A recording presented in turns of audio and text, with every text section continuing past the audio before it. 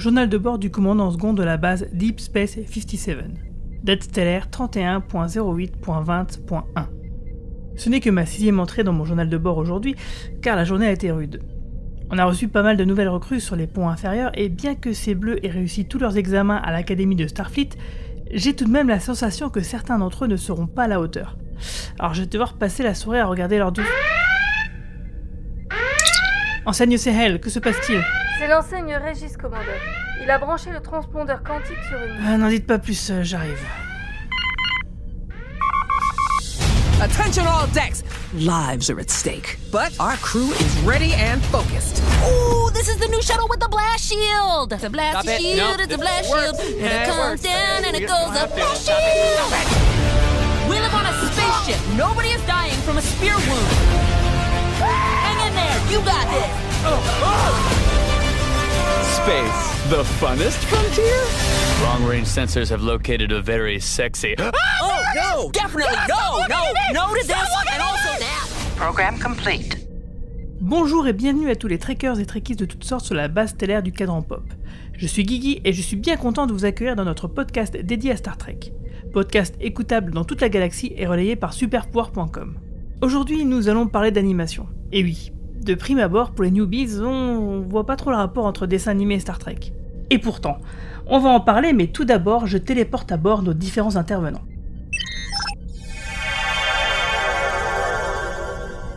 Alors nous avons notre expert scientifique, Romain Nigita. Salut Romain, comment ça va ? Ça va très bien, bonjour à tous. Alors quoi de neuf ?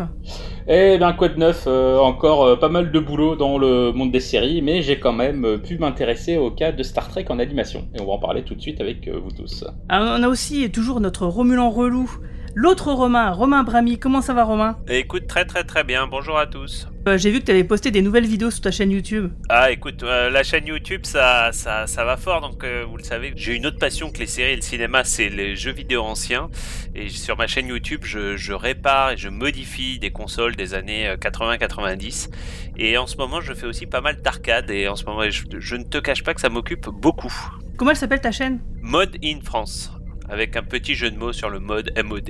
Et on a toujours aussi avec nous la lieutenant Marina. Comment ça va Marina ? Bonjour à tous. Bah écoute, ça va, merci. Et toi, quoi de neuf ? En ce moment, je suis en train de re-regarder Lost et je suis à fond, j'adore. Et franchement, j'avais adoré quand c'était passé en première diffusion. Et là, je suis à la saison 6. En moins d'un mois, je dois dire que j'adore, j'accroche toujours. Je suis à fond et voilà. Et en fait, la série a une cohérence quand on la revoit qui est assez impressionnante. Ce qui va faire vachement plaisir à notre capitaine Manu. Salut Manu, comment ça va ? Bonjour numéro 1, bah écoutez, ça va. Ça va. Moi je suis aussi en plein rewatch de plein de trucs et en découverte de plein de trucs. En ce moment, depuis la dernière fois qu'on a podcasté ensemble pour le Cadran Pop, je pense que j'ai revu tout Battlestar Galactica. Je suis quasiment à la fin de Buffy et j'ai recommencé The aussi. Donc je ponce pas mal Prime Video pour tout vous dire. Et puis je podcast pas mal aussi, on a sorti pas mal de trucs ce mois-ci. Ouais, donc je vous invite à aller voir. Pas le sujet, mais mine de rien, Prime Video, c'est de mieux en mieux. Il y a énormément de choses à voir et à revoir. Moi, je sur conseille Prime un Video. truc en ce moment chez eux, c'est Dispatches from Elsewhere. 2 avec Jason Segel, qui c'est était très bien dans aussi, How I Met Your Mother. C'est une série qui n'a rien à voir, c'est peut-être plus proche d'un... C'est une espèce de Lost, mais avec du cœur. Et un peu d'humour. Oh là là. Ah, tu me l'as vendu là. Mais faut pas trop en dire, justement, c'est tellement mystérieux, faut pas expliquer ce que c'est, parce que les personnages eux-mêmes, au départ, ne comprennent rien. Et c'est la manière dont ils vont essayer de comprendre tout ça et de se rapprocher entre eux, qui est vachement intéressante. Donc moi, je vous conseille vraiment ça. En effet, sur Amazon, je suis d'accord avec l'autre Romain, il y a vraiment énormément de choses, même s'ils ont un peu du mal à le faire savoir. Ne vous inquiétez pas, on est bien au Cadran Pop, on va bien parler de Star Trek. Donc on va en parler tout de suite. Donc l'animation dans Star Trek, c'est parti.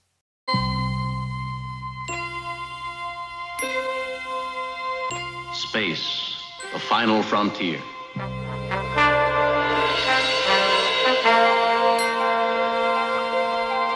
These are the voyages of the starship Enterprise. Its 5-year mission, to explore strange new worlds, to seek out new life and new civilizations, to boldly go where no man has gone before.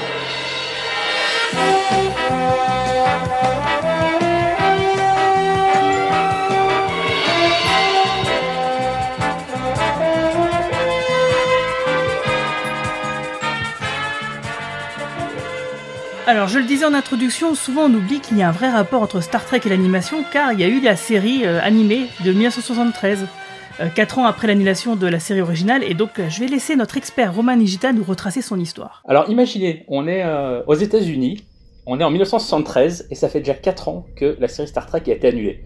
La série originale n'a duré que 3 saisons, entre 66 et 69, et elle est considérée à l'époque comme une espèce de semi-échec. Pourquoi semi-échec ? Parce qu'en termes d'audience globale, c'était pas foufou pour la chaîne NBC. Sauf que ça n'est que quelques mois, quelques années plus tard que les audiences fines avec vraiment le détail de qui regarde les programmes commencent à arriver, et avec les rediffusions des anciens épisodes de Star Trek, on s'aperçoit que Star Trek était un succès auprès des jeunes, les lycéens, les étudiants, les collégiens, les enfants. Et là, la chaîne NBC se dit, bah tiens, Star Trek, puisque ça plaisait aux gamins, c'est un peu ce qu'ils se sont dit, eh ben on va en faire un dessin animé pour le samedi matin, pour les Saturday Morning Cartoon. Et mine de rien, cette série animée que beaucoup négligent un peu dans la franchise Star Trek, eh ben c'est la première fois que Star Trek revenait à l'antenne. Avant les films, avant les autres séries, avant les spin-offs, Nouvelle Génération, etc., la première fois qu'on a pu revoir à l'époque du Star Trek à l'écran, c'était que cette série animée. Et là où elle est très intéressante, cette série animée, elle est quand même faite par la même équipe que la série originale. On retrouve le créateur de la série, Gene Roddenberry, on retrouve comme story editor, c'est-à-dire un peu celle qui supervise tous les scénarios, on retrouve DC Fontana, qui avait un peu le même poste sur la série originale. Les voix des personnages, ce sont exactement les mêmes acteurs que la série originale. C'est William Shatner, c'est Leonard Nimoy, c'est DeForest Kelley. Le seul qui n'a pas pu reprendre son rôle en tant que voix dans la série animée, c'est Walter Koenig, c'est-à-dire l'acteur qui jouait Chekhov. Pour une sombre raison budgétaire, la série animée avait un très faible budget, et Gene Roddenberry s'est dit, bon, finalement, Chekhov, il n'était même pas dans la saison 1 de la série, je le reprends pas pour la série animée. Sur ces entrefaites, Leonard Nimoy et les autres n'étaient pas très contents parce que pour eux, Walter Koenig faisait partie de la famille Star Trek, on menaçait de se mettre en grève et de plus faire la série animée, et finalement, Roddenberry a trouvé un compromis, il ne reprenait toujours pas Walter Koenig pour faire la voix de Chekhov, mais il l'a laissé écrire un épisode. Et Walter Koenig était très content puisque le fait d'écrire pour la première fois un épisode, ça lui permettait d'avoir la carte du syndicat des scénaristes américains, et c'est beaucoup plus simple ensuite de faire carrière une fois qu'on a la carte du syndicat dans le système américain. Et bon, malheureusement, il n'a pas fait grand chose d'autre de sa carte, il a écrit quelques épisodes de séries par-ci par-là. Et sinon, cette série, est-ce qu'elle a bien marché, hein ? Parce que quand même, les histoires étaient un peu compliquées peut-être pour des enfants, et l'animation un peu trop enfantine pour des adultes, non ? Alors, elle a pas duré des années, elle a fait que 22 épisodes diffusés en 2 saisons, donc on peut pas dire que c'était un énorme succès. L'animation était en effet assez sommaire. Alors c'était fait par Filmation, qui était la boîte qui faisait notamment les séries animées avec les super-héros DC à l'époque, comme les Super Friends. Alors ils n'étaient pas connus pour faire en effet des trucs très très soignés. Alors les designs sont vachement bien. Quand on voit des images arrêtées, c'est simplifié, mais c'est assez beau finalement. On reconnaît bien tous les personnages. Le chara-design n'est pas dégueu, oui. Exactement, mais c'est vrai qu'en termes vraiment de technique, de mouvement, c'est assez sommaire. Par contre, les histoires sont pas mal du tout, parce que finalement, c'est des épisodes de 24 minutes, donc c'est 2 fois plus court que les épisodes de série originale, mais du coup, il y a un rythme qui est assez énergique. Et c'est vrai que finalement, dans certains, je suis désolé de le dire, certains épisodes de la série originale, on s'ennuie un peu à cause du rythme de 52 minutes. C'est vraiment 52, c'est pas 42 comme les séries actuelles. Là, finalement, ramasser en 24 minutes, c'est plutôt pas mal. Et il y a quelques épisodes qui sont vraiment du niveau des séries originales. Moi, je peux vous en conseiller 3, puisque la série, de toute façon, est disponible aujourd'hui en DVD, en Blu-ray et sur Netflix. Il y a vraiment 3 épisodes qui sont très très bons. Il y a Yesteryear, qui est écrit justement par DC Fontana, qui parle de l'enfance de Spock. Et donc il y a des éléments qui ont été repris dans Enterprise, si je me souviens bien. En partie. Ça réutilise le Guardians of Forever, c'est-à-dire la porte qui permet de voyager dans le temps qu'on a vu dans City on the Edge of Forever dans la série originale. Et donc on découvre l'enfance de Spock, même si maintenant c'est plus vraiment cohérent avec ce qu'on sait dans Discovery, puisque le problème de cette série animée, c'est qu'elle n'est pas considérée comme canonique. Elle a beau avoir été produite par Roddenberry, quelques années plus tard, l'a un peu désavouée. Et donc elle ne compte pas dans le canon officiel Star Trek. Elle n'est même pas prise en compte dans l'encyclopédia, par exemple. 2 autres épisodes très bons pour moi. Il y a More Trouble, qui est un peu la suite de l'épisode des Tribules, et qui est écrit par le même scénariste, David Gerrold. Et il y a le dernier épisode de la série animée qui s'appelle The Counterclock Incident, dans lequel on découvre Robert April, qui aurait été le tout premier capitaine de l'Enterprise avant même le capitaine Pike. Parce qu'en fait, April, c'était le nom que Roddenberry avait donné à son capitaine dans la toute première Bible pour la série qu'il avait présentée aux chaînes de télé quand le vaisseau ne s'appelait même pas Enterprise, il s'appelait l'USS Yorktown. Donc voilà, c'est 3 épisodes qui sont à voir, avec les vraies voix, comme je vous l'ai dit, animation en effet un peu sommaire, qui n'est pas du tout du niveau que ce qu'on connaît aujourd'hui, encore moins dans Lower Decks, mais vraiment un truc qui est dans la continuité de la série originale, c'est un peu les 2 dernières saisons de la mission de 5 ans. Comme vous le savez, c'est une mission de 5 ans. Les 3 premières, c'est les saisons live. Et on peut considérer que les 2 dernières années, c'est les 2 saisons de la série animée. Donc pour moi, vraiment une série qu'il ne faut pas négliger, qui est clairement... qui fait honneur à la franchise, qui est aussi bonne que la série originale live, qui peut parfaitement être considérée comme supérieure à certains épisodes d'Enterprise ou de Voyager. Donc franchement, une série à ne pas négliger. C'est vrai que s'il tire tout azimut pour créer des nouveaux projets, Alex Kurtzman, moi je ne saurais que lui conseiller que de refaire l'animation de cette série animée en reprenant les voix du casting original. Je pense que ce serait vraiment pas mal. Juste un petit point par rapport à l'analyse absolument complète et remarquable de Roman Higuita, comme d'habitude. J'aimerais juste rajouter que tout à l'heure, on va parler de la non-diffusion actuellement de Lower Decks en France et d'ailleurs n'importe où dans le monde à part aux États-Unis. Et je voulais juste rappeler quand même que nous, humbles Français, dans la longue tradition des séries diffusées, des séries Star Trek diffusées très tardivement en France ou pas du tout diffusées, on a découvert cette série en 98 sur Canal J, je m'en rappelle encore, parce que j'étais déjà très vieux et j'étais plus censé regarder Canal J quand j'avais 17 ans, mais je regardais quand même Canal J pour voir Star Trek. Et ouais, on a attendu 98, la série date de 75, donc je suis très très mauvais en maths, mais ça doit bien faire 24 ans, c'est ça? Parce qu'en fait, c'était l'époque où les gens qui regardaient le câble à l'époque s'en souviennent peut-être. La journée, il y avait Canal J, tout court, et le soir, il y a Canal Jimmy, qui étaient 2 chaînes différentes, mais du même groupe à l'époque, multithématique Canal+. Et en effet, c'est à l'époque où Canal Jimmy diffusait notamment la série originale pour la première fois en VO, puis la nouvelle génération, et bien Canal J a eu la bonne idée d'acquérir cette série animée. Et série animée dans laquelle on trouve quand même quelques petits éléments qu'on va retrouver dans le Lower Decks. Je prends un petit peu d'avance, mais dans le Lower Decks, il y a le médecin du vaisseau, qui est d'une espèce féline, les Cathiens. Et ben en fait, la première fois qu'on a vu les Cathiens dans l'univers Star Trek, c'était l'un des nouveaux personnages de cette série originale, de cette série animée originale. Parce que dans la série animée, le fait que c'est animé, et ben les maquillages c'est beaucoup plus simple. Il y a 2 nouveaux personnages qui sont des espèces extraterrestres qui n'auraient jamais pu faire à l'andane. Il y a donc une femelle Cathienne, et il y a également un personnage qui est un peu comme les 8472 de Voyager, c'est-à-dire qu'il a 3 bras, 3 jambes. Et donc un Cathien, et une voix horrible, une voix horripilante. Ça c'est un autre problème. Une question, Romain, il y a une... je sais pas moi-même vraiment, parce que je suis même pas sûr d'avoir vu tous les épisodes au final de la série animée, honte à moi. Et il y a une légende dans Star Trek qui dit que Roddenberry avait toujours voulu faire un aquarium géant dans l'Enterprise, parce qu'on se serait rendu compte plus ou moins que les dauphins guidaient un petit peu l'Enterprise dans l'espace, etc., etc. Il y avait même une scène à ce sujet qui devait être dans le film. Et dans Lower Decks, ils y font même référence de manière très très subtile. À un moment donné, on voit une carte de leur vaisseau et ils parlent de l'aquarium justement. Et est-ce qu'on voit ce fameux aquarium dans Alors là, je dois t'avouer que je ne m'en souviens absolument pas. Là, je l'avoue.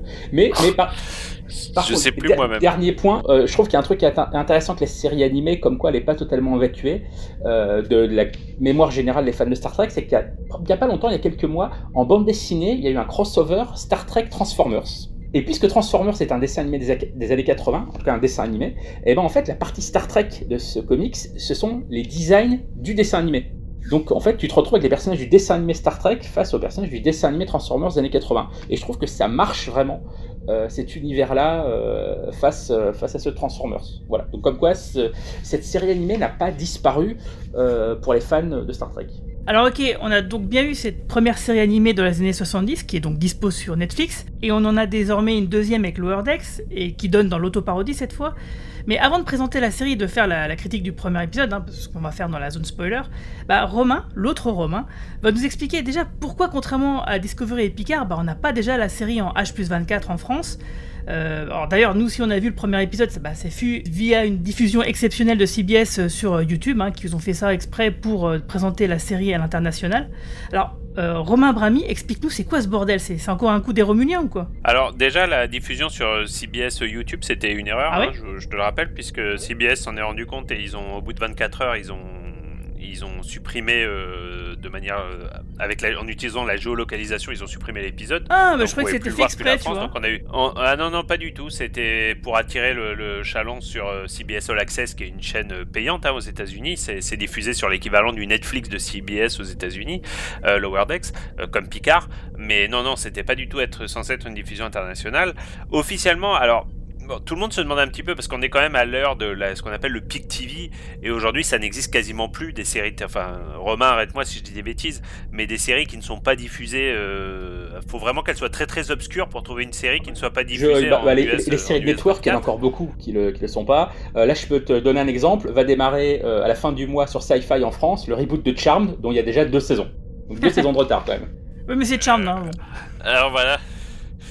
Et c'est vrai qu'en tout cas sur Star Trek on commençait à être très mal habitué, ou très bien habitué je devrais dire, puisque depuis Discovery on avait tout en US 24.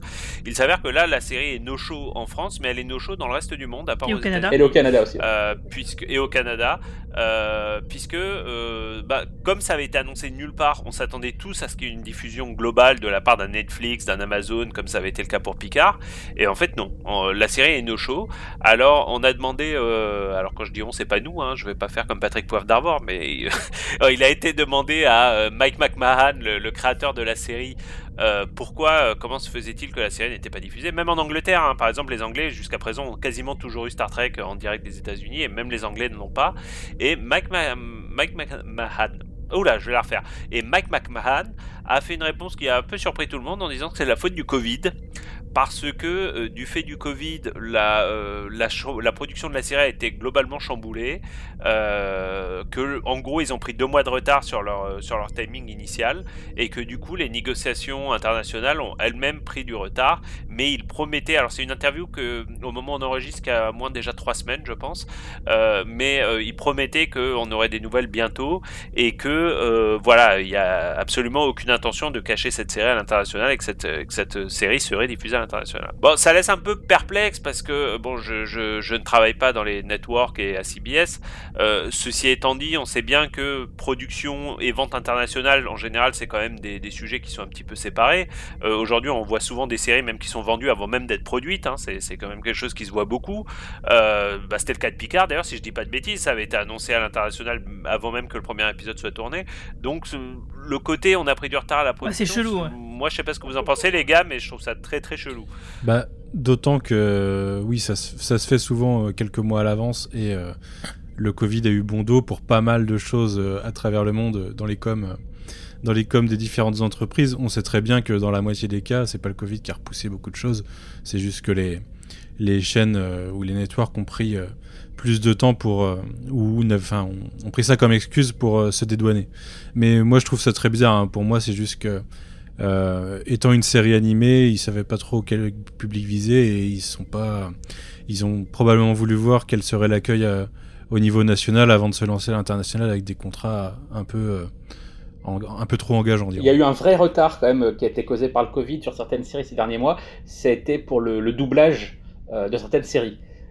Notamment en France. Il y a des séries qui étaient programmées et qui ont été soit uniquement mises en VO sur Netflix, et ils annonçaient qu'il y aurait la VF plus tard, soit sur certaines chaînes, par exemple la saison 2 de Miracle Workers sur Warner TV, ils ont carrément décalé la diff de quelques mois pour pouvoir faire le doublage. Mais hormis des raisons qui vraiment tombaient au moment du confinement, au printemps dernier, en effet le reste c'est beaucoup plus certainement des histoires de négo, avec le lancement international de la version internationale CBS All Access dont tu vas sûrement nous parler, mon cher Romain. Justement, moi j'ai 2 théories si tu veux.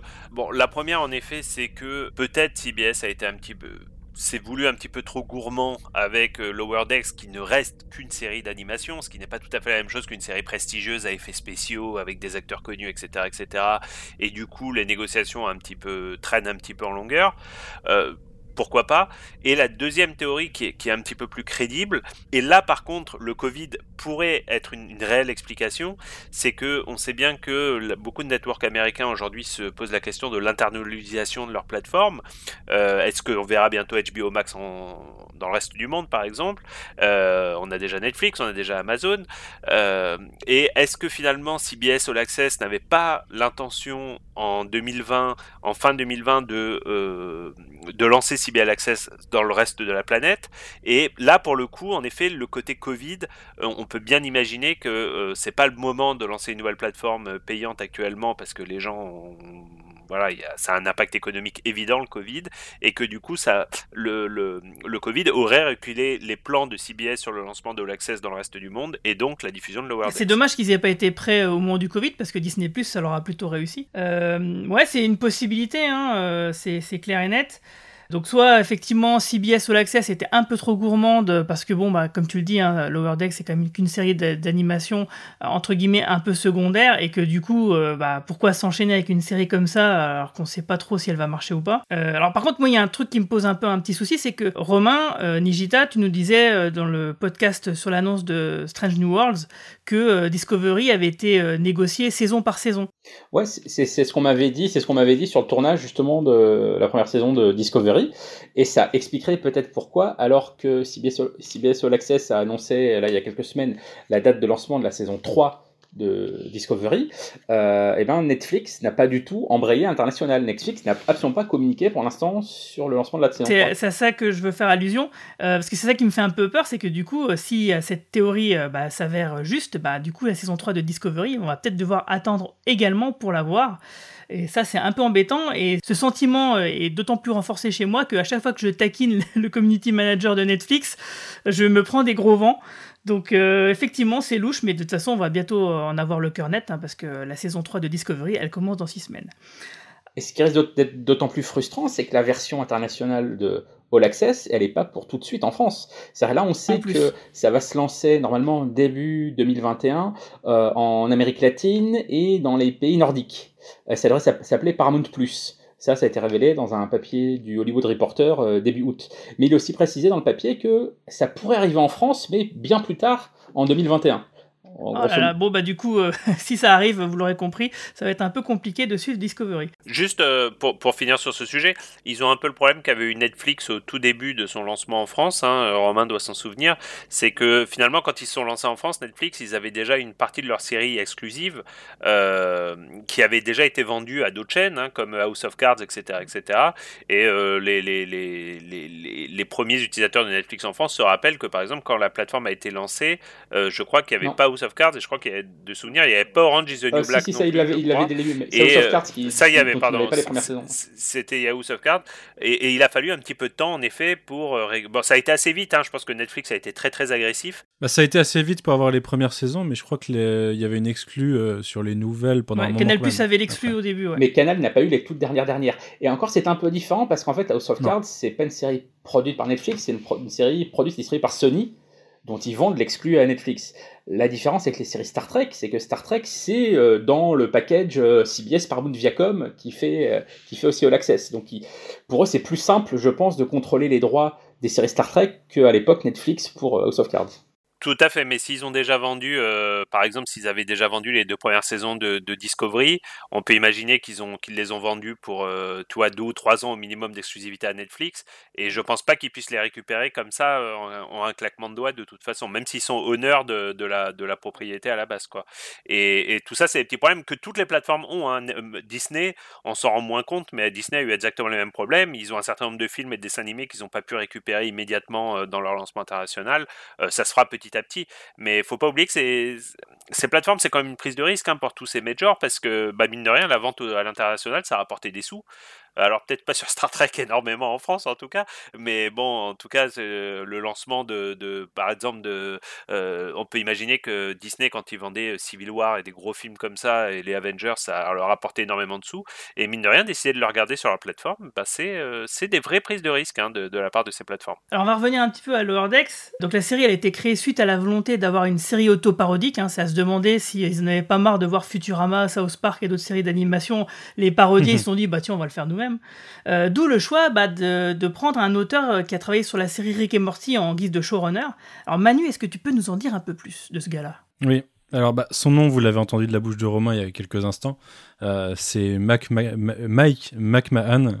Désolé, ses parents ont choisi une belle allitération.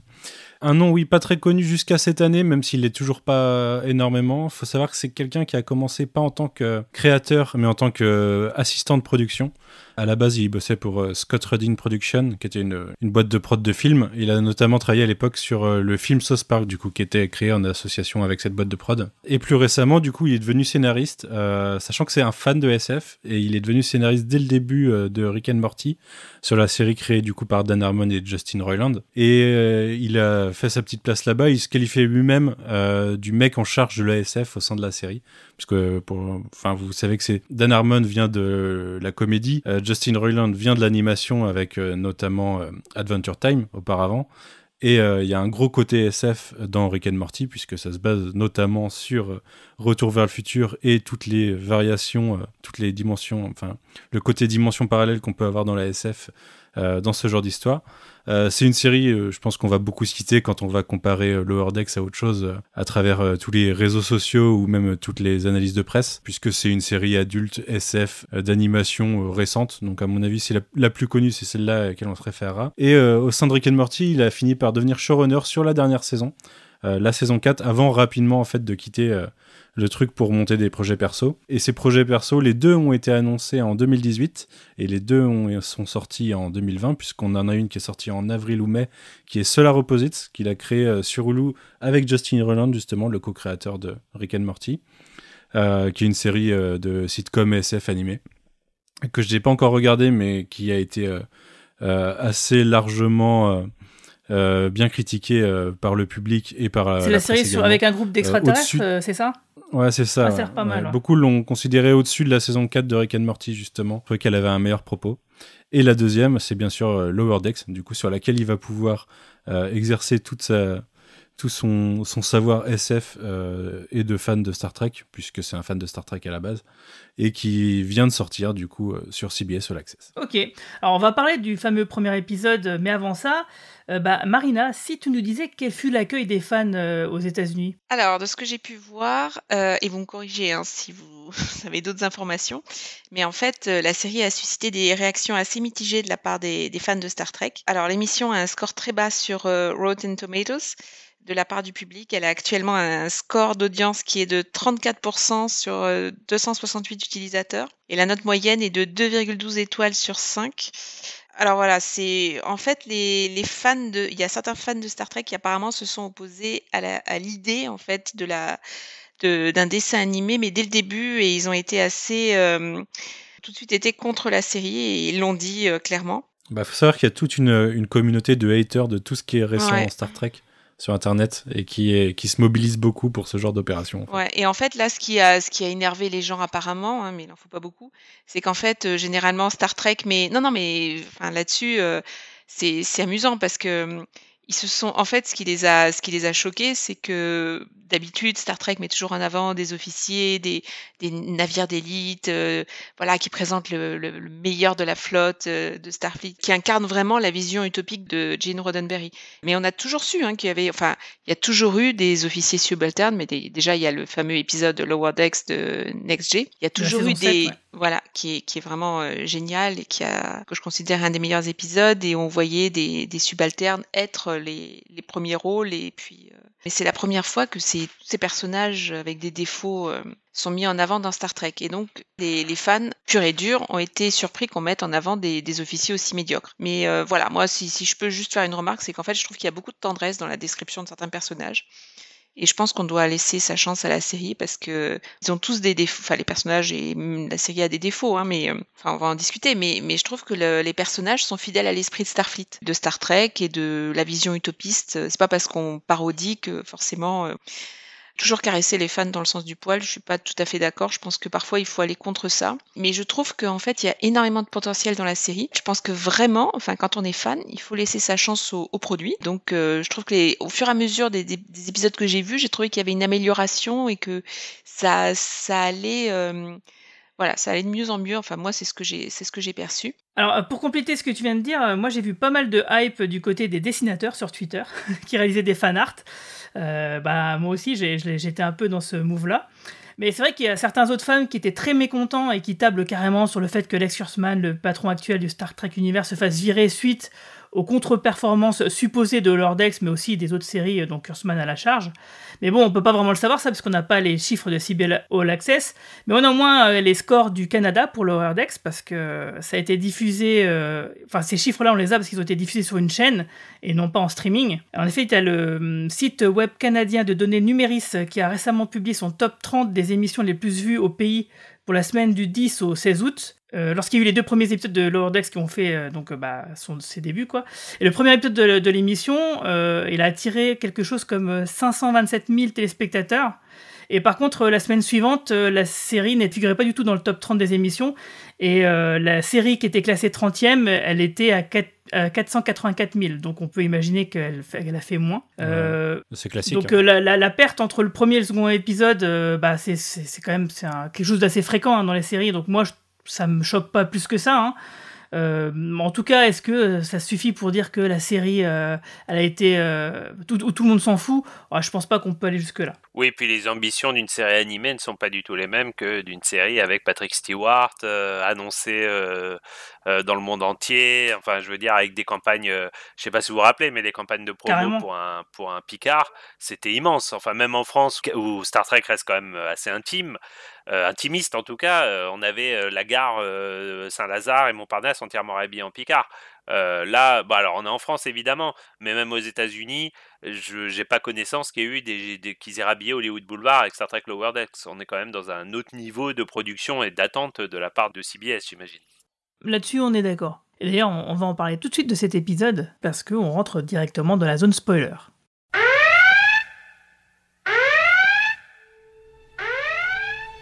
Captain's log. Stardate 57436.2. First contact is a delicate, high-stakes operation of diplomacy.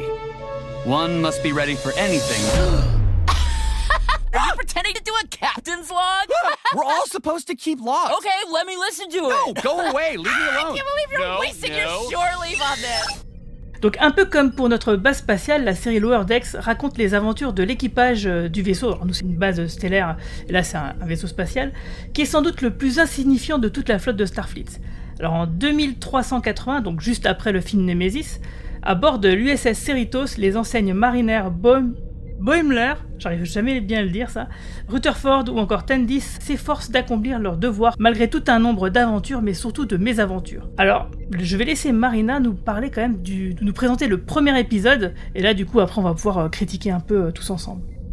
Ce premier épisode nous présente les personnages principaux, 4 jeunes enseignes de Starfleet appartenant au pont inférieur de l'USS Cerritos. L'enseigne Dwana Tendi, qui est tout juste transférée sur le vaisseau et qui rencontre les enseignes Brad Boimler, Beckett Mariner et Sam Rutherford.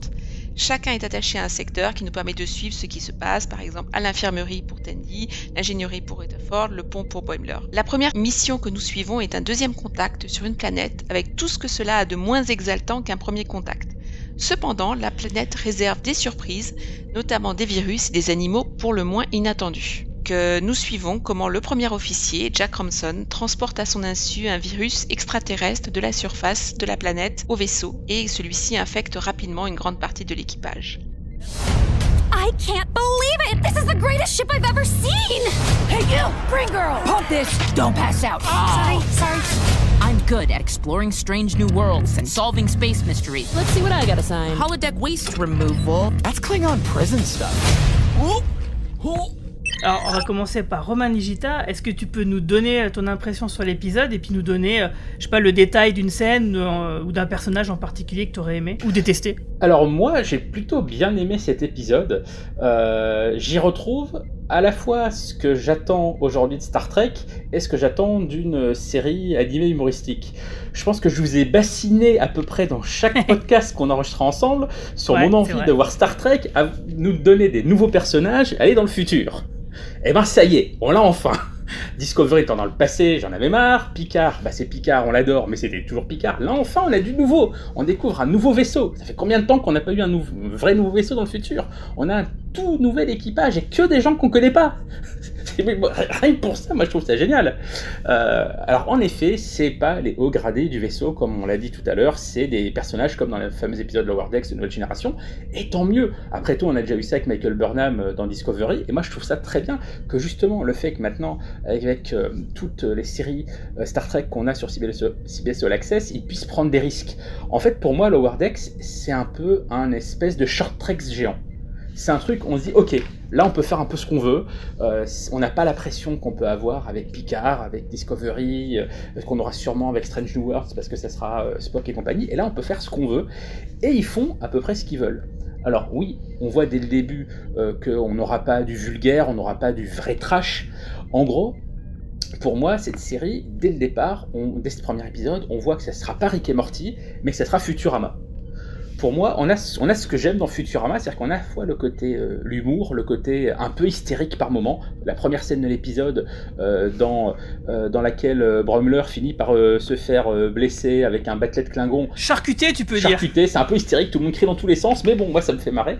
Mais on a un peu ce duo, je trouve que le duo entre Mariner et Baumler, tout de suite, on voit que c'est un peu le duo qu'on a avec Lila dans Futurama finalement. Et Fry. Et Lila et Fry, pardon, j'en trouvais plus le nom de Fry. C'est un peu la même chose que le duo entre Lila et Fry, et même Mariner, c'est un peu une espèce de fusion de Bender et de Lila, pour le côté grande gueule.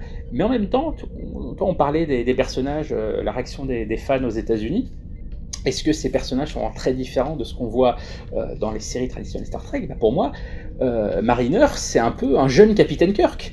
Kirk, c'est aussi un mec dont on comprend qu'il a fait les 400 coups, dont il n'était pas très sérieux, dont le règlement de Starfleet, il en faisait un peu ce qu'il voulait quand ça l'arrangeait, mais au final, il accomplissait quand même ses missions. Et comme a très bien dit Marina, au fond, ces personnages, on voit très rapidement, dès le premier épisode, qu'ils ont quand même les valeurs de Star Trek en eux, même s'ils ne suivent pas forcément le règlement. C'est ce qu'on voit avec ce second contact quand Mariner amène des outils d'agriculture au peuple sur la planète, même si elle le fait en dehors du règlement. Donc pour moi, c'est pas si déviant que ça, la franchise Star Trek. L'humour aussi, on en a plein dans Star Trek, malgré ce que peuvent penser les gens qui ne connaissent pas Star Trek. Souvent d'extérieur, Star Trek, ça passe pour un truc austère qui se prend au sérieux, mais pas du tout. Il y a plein d'épisodes humoristiques dans Star Trek, les épisodes avec les tribules, l'épisode l'équipage en folie, il y a plein, le film Star Trek 4. Donc il y a toujours eu de l'humour dans Star Trek, et il y en a encore dans cette série-là. L'intégralité d'Enterprise, qui fait quand même beaucoup rire. Je ne serai jamais d'accord. Excellent. mais voilà, donc moi, ce premier épisode, je l'ai trouvé sympathique. C'est pas un grand épisode de Star Trek. Souvent, les premiers épisodes, de toute façon, des séries Star Trek sont pas les meilleurs. Mais en tout cas, j'ai tout ce que j'attendais d'une série pareille, c'est-à-dire de l'humour, du rythme, des super graphismes, de l'animation, des personnages qui sont tout de suite attachants. Et tu voulais qu'on parle d'une scène ou d'un personnage. Je citerai rapidement, vers la fin de l'épisode, quand on a Rutherford, donc le personnage qui a un peu été cyborgifié, je ne sais pas comment dire, enfin qui a son implant cybernétique. T'es en train de me piquer ma scène là.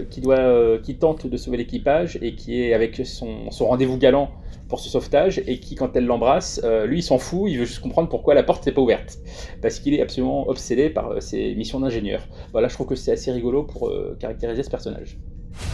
Ensign, do you see a captain's chair in your future? I hope so, ma'am. Hey, if I part my hair like this, do I look more promotable or less? The Cerritos might be falling apart, but that's our job to keep it together. Moi j'ai trouvé l'épisode aussi sympa. En fait, j'ai pas ri aux éclats, je me suis pas. Mais en fait, je crois que je cherchais tous les détails en fait. J'ai adoré l'animation, j'ai adoré le dessin en fait, le design des personnages. Je dois dire que je suis fan. J'ai envie de regarder rien que pour ça. J'ai beaucoup aimé le générique. Et j'ai trouvé qu'il y avait beaucoup d'humour justement. Moi ça m'a fait penser, alors, je sais pas vous, mais moi ça m'a fait penser à Farscape. Vous savez, avec lorsqu'il y a l'espèce de monstre qui est attaché au vaisseau, moi ça m'a fait penser carrément au vaisseau vivant de Farscape. J'ai trouvé qu'il y avait plein de références SF, mais alors je les ai pas vues ailleurs, donc ça se trouve c'est juste dans ma tête. Mais par exemple les cochons fermiers de la planète, ça m'a fait penser à la nouvelle Comment servir l'homme. Je sais pas si vous l'avez lu ou... Tu parles de l'épisode de la 4ème dimension ? Voilà, et en fait ça a été adapté, c'est une nouvelle qui a été adaptée en nouvelle un épisode de Twilight Zone, et Voilà, et moi, ces cochons m'ont fait penser à ces extraterrestres. Il y a aussi l'espèce de vache araignée là qui m'a ça m'a fait rigoler là. Quand la moitié de l'épisode, la vache araignée passe en action et arrête pas de sursauter Boimler, je veux dire, ça m'a fait j'ai trouvé ça rigolo dans un sens. Bah, je veux pas être couverte de baffe, mais bon, vu que ça sauve la situation. Donc il y a plein de choses comme ça. Je trouvais ça sympa, je voyais plein de références. Alors après, j'ai été en ligne et j'ai vu qu'il y avait d'autres références que je n'avais absolument pas vues. Bon, bien sûr, j'ai le baguette, bien sûr, ça bien sûr, c'était une grosse référence. La boisson romulienne, le whisky romulien, ça aussi, bon, j'avais vu plus ou moins la référence. Mais alors le whisky romulien, moi non. Par contre, la bière romulanaise, ok, mais le whisky romulien. Je sais pas, ça m'a parlé. Après, j'ai vu que c'était pas vraiment cité, mais voilà. Mais je sais pas, quand elle en a parlé, quand elle était en train de se saouler avec ça, moi je sais pas, ça m'a parlé. Il y a des petits trucs comme ça. Ça m'a pas fait rire aux éclats par moments quand ils sont tous devenus là des espèces de zombies, tout ça. Je me suis dit mon Dieu, encore un Walking Dead. Le cyborg là Rutherford m'a fait penser à Cyborg justement de New Titans, mais la BD, côté mécanique et tout. C'est un personnage que je trouve sympathique aussi. Alors qu'est-ce qui m'a fait penser à Lower Decks aussi? Ah oui, Tandy. En fait, vous savez, il y a une des enseignes qui aide le Dr Crusher dans Lower Decks. Et en fait, c'est exactement le genre de personnage qu'elle représente en fait, un personnage qu'on voit au cours des 2-3 dernières saisons, qu'on suit comme ça en arrière-plan. C'est le genre de référence que j'ai trouvé tout à fait sympathique. Donc, j'ai pas adoré, mais je suis prête à donner sa chance au dessin animé. Je trouve ça sympa, voilà. And we're here? No, we're actually way down here. Keep it moving, Lower Decks. Next! My senior staff are always up for a challenge. Nothing like a cold beer after a smooth second contact. That's what I'm talking about. Yeah! Moi j'ai vraiment bien aimé ce premier épisode. Alors il y a beaucoup de choses qui ont déjà été dites dessus. Moi aussi j'ai adoré le générique. Je trouve que même dans la musique, il y a un côté old school Star Trek qui marche bien, avec le côté décalage de ce qu'on y voit, que je trouve assez cool. La petite aspiration dans le trou noir au début qui est assez sympa. Moi ça m'a fait rire globalement. Je trouvais ça assez drôle. L'animation, bah ça ressemble beaucoup à ce qu'on a vu justement, notamment sur Rick and Morty ou les séries de Justin Roiland. Donc j'étais pas hyper dépaysé, quoi. Je trouve que ça s'intègre bien à l'univers. Le fait qu'on voit des personnages qui sont pas des personnages mis en avant normalement fonctionne bien, et on a un côté fanboy. Il y a un moment, il y a je sais plus quel personnage nous cite globalement tout l'équipage de l'Enterprise classique, et nous parle de Sulu qui avait une épée, c'était son truc, de Spock qui est revenu d'entre les morts, des trucs comme ça, même de la Next G avec Diana et son fameux body. Voilà, j'ai bien accroché. Moi je suis particulièrement fan du doublage. C'est des acteurs que je connais de la plupart d'autres trucs, donc je les reconnais assez facilement. Dans les plus connus, on a Jerry O'Connell qui joue le numéro 1, Jack Ransom. Du coup, Queen Mallory de Sliders notamment, ouais. Qui est d'ailleurs mariée à Rebecca Romijn, et du coup qui est numéro 1 sur la nouvelle série Star Trek. Ouais, on a Jack Quaid qui joue actuellement dans The Boys. C'est petit Huey dans The Boys, pour ceux qui regardent sur Prime. D'ailleurs, il y a un super podcast à écouter sur le sujet. Tout à fait, ouais. Et Tony Newsome, je l'attendais pas, que j'ai découvert moi avec Space Force, qui joue la pilote d'hélicoptère et pilote de navette un peu plus tard dans Space Force, qui joue du coup Mariner, que j'ai vraiment trouvé très bonne dans le rôle. Au niveau d'une scène, alors j'ai eu peur qu'on me pique ma scène tout à l'heure, en fait c'est pas exactement la même, c'est la suite de cette scène que j'avais trouvé très drôle. C'est quand justement Rutherford discute avec Divana de comment s'est passé son rendez-vous, et lui dit mais je sais pas si tu te rends compte, elle se préoccupait pas de savoir pourquoi une Red Alert avait bloqué le système de fermeture des portes du système, quoi. Et où t'as Divana qui répond, naturellement tu te dirais qu'elle va s'en foutre, mais en fait elle est totalement dans le truc. Et il y a ce côté passionné du boulot au sein de Starfleet, même pour des sous-officiers qui ont vraiment des boulots de merde, hein, de temps en temps ils ont des tâches assez ingrates qui leur arrivent. Je trouve ça assez cool, voilà, ce côté fanboy au sein de Starfleet. Donc pour moi jusque là c'était une bonne expérience. Nobody is dying from a spear wound. Hang in there, you got this. Space, the funnest frontier? Alors moi je vais être un petit peu moins optimiste. Bon, déjà sur le fond, j'ai quand même envie de défendre la série. C'est un peu le paradoxe avec Star Trek, c'est que même quand je suis critique, ça m'énerve quand on critique Star Trek, donc je le défends quand même. Et je trouve que sur le fond, je suis rejoint tout à fait Marina. Je trouve que sur le fond, la série part sur un principe très intéressant.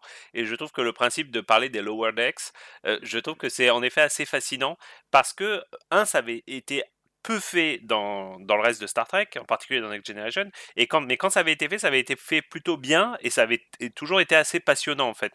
Et tu te rendais en effet assez compte de quelque chose sur lequel la série appuie beaucoup, que les Lower Decks n'ont pas la vie aussi prestigieuse et incroyable que l'équipage dirigeant, il doit y avoir un mot pour dire ça, mais enfin l'équipage de la passerelle en gros. Et moi je pense à 2 épisodes qui m'ont beaucoup marqué. Je pense déjà à l'épisode Tapisserie, vous savez, où Picard revit sa vie, et en particulier il imagine une vie alternative qui aurait été un peu médiocre, et finalement la vie médiocre alternative de Picard, c'est Picard qui devient un Lower Decks. Il est simple officier scientifique, et tu te rends compte que voilà, c'est pas génial comme vie en fait, c'est assez nulos quoi. Et je pense à un autre épisode, je sais pas si vous en souvenez, c'est aussi un épisode de NextG qui s'appelait Eye of the Beholder, où tu te rendais compte que au sein de l'entreprise, parmi les Lower Decks, il se passait des drôles de choses. Il y avait des gens déprimés, il y avait des gens qui se suicidaient, il se passait quand même des choses assez incroyables. Et voilà, ça laisse quand même penser que parmi ces petits officiers, dans ces grands vaisseaux qui comportent plus de 100 personnes, ouais, c'est pas exactement la même vie que les grands officiers de Starfleet. Et je trouve le principe vraiment pas mal. Et là-dessus, la série, j'ai envie de la défendre et j'aime bien. Ce qui me gêne un petit peu plus, c'est la forme. Je trouve que cette série arrive très tard. Tu parlais de Futurama par exemple, Guigui plutôt, et il s'avère que voilà, Futurama c'est une série qui date quand même de 1999, c'est une série qui a 21 ans et qui avait déjà quand même énormément appuyé et avec brillance ses parodies de Star Trek. Il y avait des épisodes entiers consacrés à Star Trek en particulier, avec des guest acteurs qui étaient des vrais acteurs de Star Trek, etc. Mais il y avait aussi des personnages réguliers de la série. Moi je pense souvent à Zach Brannigan, vous vous rappelez, la parodie du Capitaine Kirk.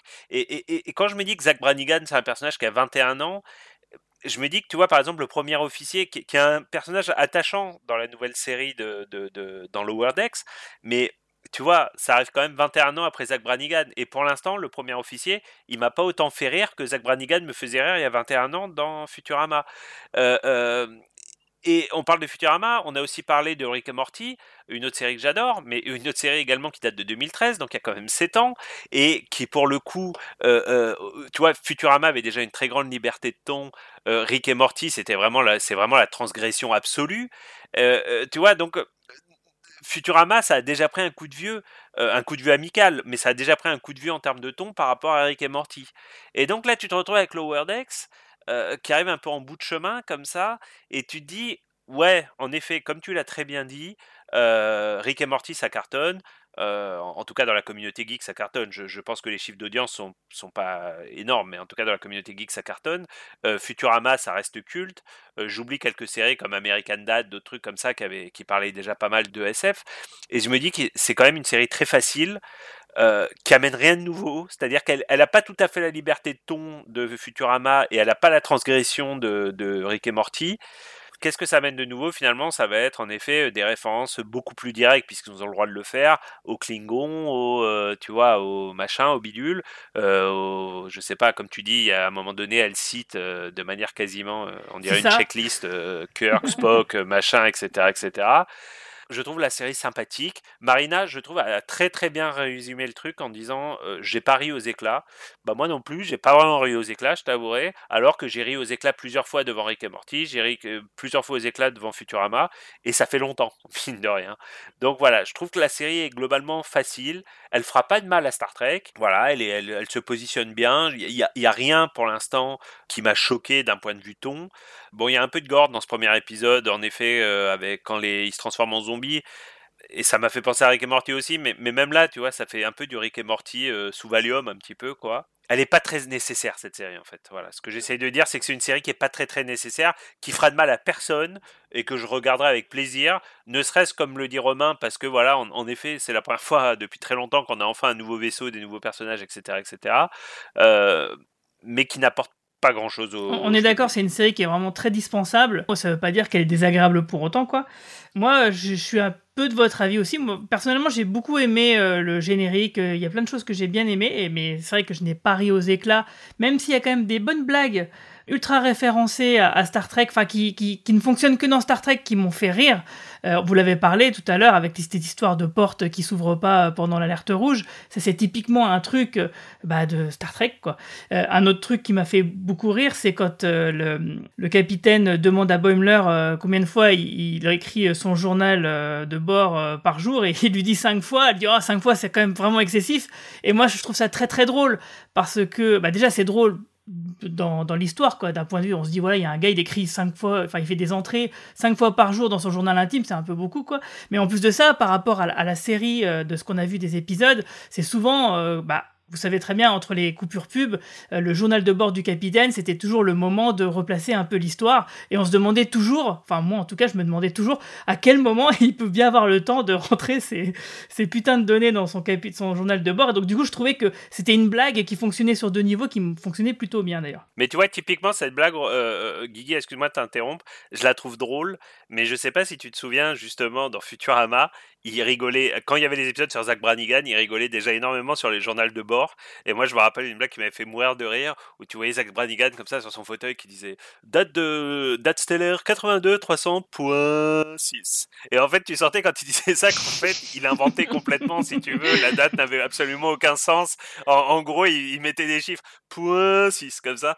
Et tu vois, même ces blagues-là ça a été fait, en fait. Je veux dire, c'est pas bon. Là, ils ont légèrement dévié. Il a fait 6 fois et tout, mais même ça avait déjà été très très brillamment moqué par Futurama, et je te parle de ça, j'étais encore quasiment teenage. Bien sûr, mais c'est pour ça que je disais au début que sûrement la volonté de faire cette série, c'est de se dire, voilà, on a vu Futurama, on a vu plein de séries de ce style-là qui arrêtent pas de se moquer de nous, autant le faire nous-mêmes, quoi. Alors c'est clair que les mecs, ils vont rien réinventer, puisque tout a déjà plus ou moins été déjà fait, surtout sur une saga comme Star Trek, hein, genre dans South Park, il y a souvent des références à Star Trek avec des clins d'œil bien sentis, comme par exemple Jeff Bezos qui serait un Talosien, par exemple. Mais donc, bref, moi, la série, j'ai quand même trouvé bien sympathique, notamment, vous l'avez dit déjà, grâce à l'animation, le chara-design qui se rapproche un peu de celui de Rick et Morty, mais surtout l'animation en elle-même qui est ultra fluide, avec plein de petits détails, des petits détails vraiment très très fins, que ce soit dans les mouvements des mains, des jeux de regard, des choses comme ça, avec des décors magnifiques, vraiment très très chouettes. Et bon, bien sûr, un casting vocal qui est plutôt pas mal, même si je déplore de ne pas pouvoir l'avoir vu en français, parce que moi, les séries d'animation de ce style-là, j'aime bien les voir en français, parce que je trouve que les acteurs de doublage français, ils ont le même talent que ceux d'outre-Atlantique. Mais c'est vrai que Mariner me posait un petit peu un souci. Romain Nigita, tout à l'heure, tu parlais que c'était une sorte de proto-Kirk. Moi, je trouve que c'est un peu un mix entre Kirk et Burnham, parce que ce qu'elle a d'énervant de Burnham, c'est qu'elle a toujours raison sans faire le moindre effort et avoir l'air de s'en foutre, quoi. Et c'est trop facile. C'est vraiment trop facile je trouve, de... Alors, c'est une bonne idée. Bon, après, c'est un premier épisode. C'est le premier épisode. Ouais, mais même déjà dans le premier épisode... Moi, elle m'a un peu saoulé. Enfin, surtout au début. Après, effectivement, quand le déroulé de l'épisode se fait, quoi, et puis qu'elle dit, voilà, à la fin, à Boimler, qu'elle va le prendre sous son aile, qu'on sent qu'il y a une vraie relation entre les deux, je me suis dit, oui, pourquoi pas. Mais au début, elle m'a un peu crispé quand même à parler aussi vite, à être aussi présente et à tirer un peu la couverture à soi. Moi, je préférerais qu'il se calme un petit peu et qu'il laisse faire les choses et qu'il ne fasse pas des gags trop forcé. C'est pour ça que j'ai bien aimé, par exemple, quand ils visitent le holodeck, par exemple, et je trouvais que c'était aussi des bonnes blagues, même si elles sont très faciles, c'est clair, hein, il y a vraiment pas de quoi se taper le cul par terre, mais voilà, moi je préfère qu'on reste un petit peu plus sobre et que ça parte un peu moins dans tous les sens. Malgré tout... Mais la série est pas faite pour être sobre. Oui, elle est pas faite pour être sobre, mais il y a un peu un cul entre deux chaises. je sais plus qui tout à l'heure disait, il faudrait que ce soit plus trash. C'est Romain. Il disait, ouais, il faudrait que ça aille un peu plus loin parce que voilà, ça a déjà été fait. Et moi, d'un autre côté, je me dis, peut-être que c'est pas assez sobre et que des fois, l'humour de Star Trek, il fonctionne bien en contraste avec, entre guillemets, je mets des grosses guillemets, la sobriété, et puis pouf, tout de suite après une blague. Là, je trouve que dans Lower Decks, ils veulent mettre trop de blagues, trop d'humour. Je pense qu'il n'y a pas vraiment besoin d'aller autant dans l'humour, et peut-être qu'on pourrait aller un peu plus dans l'aventure. Mais je pense que tu pointes le vrai problème de cette série, et je pense qu'ils ne le résoudront jamais, c'est qu'ils ont en effet, comme tu l'as très bien dit, le cul entre deux chaises. Je ne sais pas, j'essaie de trouver un autre exemple où une franchise s'est parodiée elle-même, et j'en trouve pas. X-Files, mais... Star Wars... Ouais, mais le temps d'un ou deux épisodes, comme l'a fait également Star Trek avec certains épisodes comiques. Toi, Star Wars avait failli le faire avec une série animée qui devait être faite par Seth Green sur les Stormtroopers et qui finalement n'a pas été faite. Il y avait juste une bande-annonce et c'était un peu avant le rachat par Disney, du coup elle n'a jamais vu le jour. Ça aurait été un peu l'équivalent de Lower Decks. Il y a en effet X-Files qui va faire sa série animée comique qui a été annoncée là, cette semaine. J'ai fumé de la tête. Mais c'est très compliqué, je pense, quand tu es au sein de la franchise, de te parodier toi-même, t'as forcément des limites. En effet, on a parlé du trash tout à l'heure, ils n'auront jamais le droit de faire un truc aussi trash que Rick et Morty. Après, est-ce qu'il faut être trash pour être drôle? Ça, c'est un vaste débat. Mais je pense qu'en effet, ce péché originel de vouloir faire une parodie au sein de la franchise, je pense que de toute façon, ils n'arriveront jamais à résoudre ce truc-là et donc on sera toujours le cul entre deux chaises. Ça, je pense que les limites sont présentes dès le premier épisode et je pense qu'on n'en sortira jamais. Tu vois, on parlait de Futurama, on a cité Futurama plusieurs fois. Futurama, effectivement, ça a toujours été beaucoup de la comédie, mais pas que. Et des fois, ça partait un petit peu dans le drame et dans l'émotion, et du coup, on avait un équilibre qui se mariait plutôt bien. Là, moi, j'ai l'impression que l'équilibre, dès le premier épisode, cet équilibre que je pense qui aurait pu être sympathique n'est pas présent, et j'espère que malgré tout ce que tu disais, j'espère que ils vont finir par le trouver, parce que malgré tout moi je me suis quand même un peu senti chez moi devant cette série, parce que j'aime bien le dessin, etc. Mais tu parlais aussi le fait d'avoir un peu du nouveau. Là on a un peu du neuf, on a un truc qui se passe après Nemesis, mais c'est quand même très estampillé Next-G un peu partout, jusqu'à la typo du générique. Donc il y a un petit effet doudou qui fonctionne, c'est peut-être un peu facile et qui te fait passer peut-être certains défauts. Mais voilà. Donc moi, je suis globalement, je dirais pas conquis. Comme le disait Romain Brami tout à l'heure, c'est une série qui ne fera pas de mal et qui ne fera sûrement pas partie du canon. Donc c'est bon, on se détend, ça va bien se passer. Sachant que pour info, je me suis posé la question à un moment dans l'épisode, il cite un General Order 5. Et je me suis demandé s'il faisait référence à un vrai General Order qu'on connaissait ou pas. Et au final, du coup, ils ajoutent au canon parce que le General Order 5 n'existait pas et c'est eux qui l'ont créé. Du coup, c'est le fait de ne pas pouvoir se téléporter avec même dans une situation dangereuse, si ça peut mettre en péril une civilisation. Et là, ils risquaient de s'envoler avec un animal, je crois, et ils n'ont pas le droit de le faire parce que la planète a besoin de cet animal. Ouais, c'est vrai que ça, c'est le genre de petit ajout qui est plutôt sympathique. Ouais, mais tu vois, Guigui, tout à l'heure, tu parlais de Boimler, et en fait... Mariner, pardon, excuse-moi. Tu parlais de Mariner, et en fait, moi, elle m'a fait penser à l'enseigne Rolaren, en fait. Par le côté provoquant, agressif. Alors, bien sûr, pas aussi agressif que Rolaren, parce que, pour le coup, elle s'est vraiment... elle était vraiment insubordonnée... Enfin, elle était... elle challengeait tout le temps Picard et Riker, hein. Mais moi, je voyais plus Rolaren que Michael Burnham ou tu vois, des gens qui se... Ouais, c'est possible. Il faudrait en voir plus pour se fixer peut-être. Ouais. Moi, elle m'a surtout fait penser à l'enseigne Tilly dans Discovery, c'est-à-dire un personnage qu'on entend beaucoup trop, qui est assez mal écrit et qui au final, pour l'instant, moi je trouve assez lourdingue, avec le twist à la fin du premier épisode, ça a pas rangé à mes yeux. Et en effet, de tous les personnages, pour l'instant, je la trouve vraiment vraiment insupportable et je trouve même qu'elle gâche certaines situations, comme un peu comme Tilly en effet dans Discovery. C'est possible. C'est vrai que moi, par exemple, pour mes personnages préférés, finalement, ça serait Tendi. Je trouve qu'elle est vraiment Tendi et peut-être un peu aussi Rutherford, parce que je trouve qu'eux, ils sont un peu cet équilibre.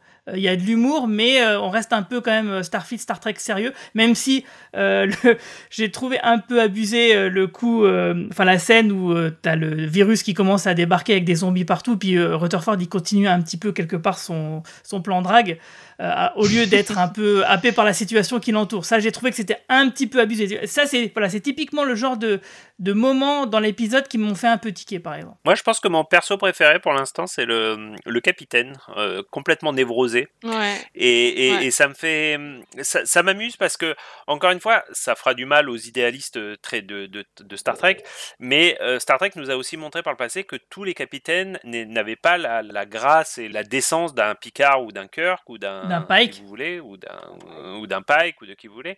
Et vous savez, je me rappelle le capitaine Jellicoe, par exemple, vous vous rappelez dans Chain of Command, qui était quand même un petit peu un bon connard en fait. Et moi je m'étais mis à fantasmer à une époque d'une série Star Trek en effet qui se passerait dans le Lower Decks avec un capitaine qui serait un peu un connard. Et d'ailleurs dans Discovery ils avaient un petit peu fait ça dans la première moitié de la première saison avec rappelez-moi son nom, capitaine Lorca.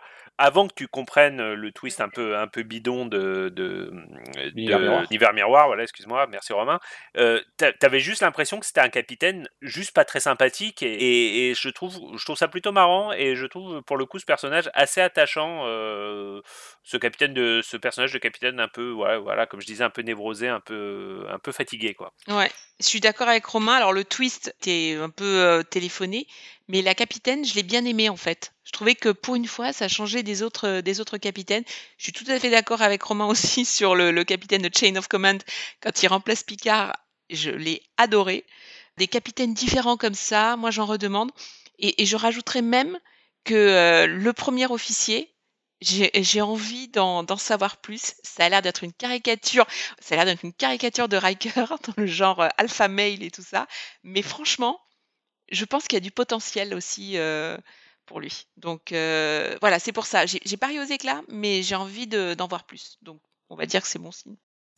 Au final, si la réussite de la série c'est son équipage de passerelle et pas son équipage de Lower Decks, ça serait quand même une énorme faute d'écriture, puisque du coup tu sors complètement de ce qui était censé être la série. Je vous trouve un peu méchant comme avec Mariner et Boimler. Moi je trouve que en effet séparément ils peuvent être agaçants, mais c'est le duo qui fonctionne et c'est souvent ça dans Star Trek, c'est des duos voire des trios qui fonctionnent. Et comme vous l'avez dit, Tendi et Rutherford ils fonctionnent aussi tout de suite. Et moi je trouve ça justement vachement intéressant ce que vous venez de dire, c'est que dès le premier épisode, en 24 minutes, les personnages fonctionnent.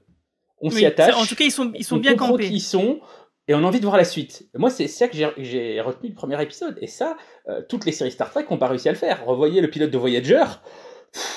On n'a pas envie de voir la suite, quoi. Les personnages, on s'en fout, ils se promènent au bout du cosmos. Je refais ma vanne revoyant Enterprise en entier. Ou c'est pas la peine. T'es trop méchant avec Enterprise. Le souvenir est trop récent pour moi. Eh ben, est-ce que vous avez des choses encore à dire avant de conclure ? Eh ben, vivement que CBS All Access se trompe et mette les épisodes suivants sur YouTube par erreur. Ah oui, et que c'est clair. Qu'on puisse faire d'autres podcasts. Non, ceci étant dit, c'est quand même un problème parce que c'est vrai qu'on a perdu l'habitude d'attendre. Ah oui. D'attendre, et on n'a plus très envie d'attendre et on peut plus trop se permettre d'attendre non plus parce qu'il y a toujours quand même ces problèmes. Alors bon, sur une série comme Lower Decks, le spoiler c'est un peu galvaudé, mais sur Discovery ça pourrait poser problème par contre là. Dans Discovery ça pourrait poser problème et c'est vrai que c'est quand même un petit peu problématique, quoi. Voilà. Non, en tout cas, merci à tous d'être intervenus pour parler de Lower Decks. Donc on se reverra pour, j'espère, le 16 octobre pour parler de Star Trek Discovery, l'épisode 1. On croise les doigts, on touche du bois. D'ici là, on se reverra pour d'autres podcasts. Nous, moi, j'ai un autre podcast sur Kaamelott qui est en préparation. Toi, Manu, t'as quelque chose ? J'imagine que oui. Oh oui, j'en ai plein. Déjà, d'ici un mois, on devrait tourner un double épisode avec Océane pour le Lemon Adaptation Club et le Coin Pop, du coup un crossover sur The Leftovers. Alors chez elle sur la partie saison 1 et bouquin de Perrotta qui a inspiré la série, et de mon côté sur les 3 saisons de la série de Lindelof du coup.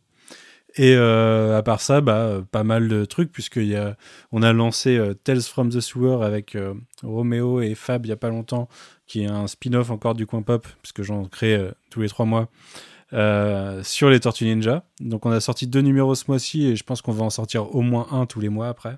Et je devrais faire un spécial Nolan dans le mois de septembre, cool. Je pense, ou début octobre.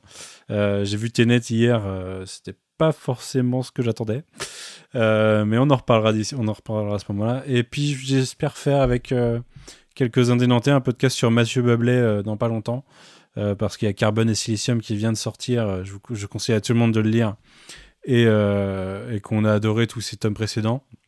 Donc on devrait pouvoir sortir ça aussi en septembre. Et puis après, octobre, comme tu le disais, il va y avoir un podcast Camelot, il va y avoir le retour d'After Watchmen, parce que il y a en fin octobre, il y a Doomsday Clock qui sort. Donc et le mois d'après, on a la deuxième partie de Before Watchmen. Donc ce sera l'occasion de relancer le podcast pour discuter comics un peu. Donc il devrait y avoir Arnaud et Corentin normalement pour ces 2 podcasts, à qui je passe un grand bonjour suite à leur déconvenue récente avec la fin de Comics Blog globalement, même si c'est pas vraiment fini pour l'instant. Alors fais un gros coucou, ouais, t'as raison. Ouais.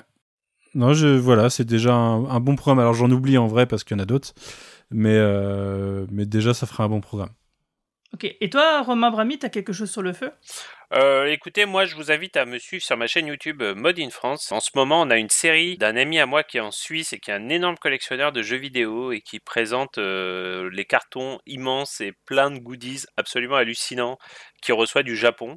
Et je vous invite vraiment à regarder ces épisodes parce qu'ils sont vraiment vraiment très sympas. Et moi je vais me lancer dans un gros programme de restauration de bornes d'arcade que j'ai fait venir du Japon. Ah cool. Et je vais avoir pas mal de boulot, et donc voilà, je vais filmer ça étape par étape. Rejoignez-moi sur Mode in France, on se marre bien. On a aussi une chaîne Discord de Mode in France, donc voilà, vous êtes les bienvenus et on peut parler série quand même. Ah super. Et toi Marina ? Écoute, moi je vais voir Tenet cette semaine, finir Lost, j'espère aussi cette semaine, donc voilà, et m'acheter des comics, parce que j'ai vu que New Mutants avait sorti un numéro spécial, donc il faut que je me l'achète, et X-Men, et l'anthologie d'X-Men là, qui sort régulièrement, j'ai vu que c'était les épisodes où Tornade perdait ses pouvoirs, et je dois dire que c'est à partir de là, elle est devenue déjà que c'était un personnage que j'adorais. Là, c'est juste à partir du moment où elle perd ses pouvoirs et elle reste le leader des X-Men. Et je vous recommande notamment l'épisode où elle affronte Cyclope qui a ses pouvoirs pour le leadership des X-Men. Ça, je dois dire, c'est un épisode extraordinaire écrit par Clé Scarmon. Voilà.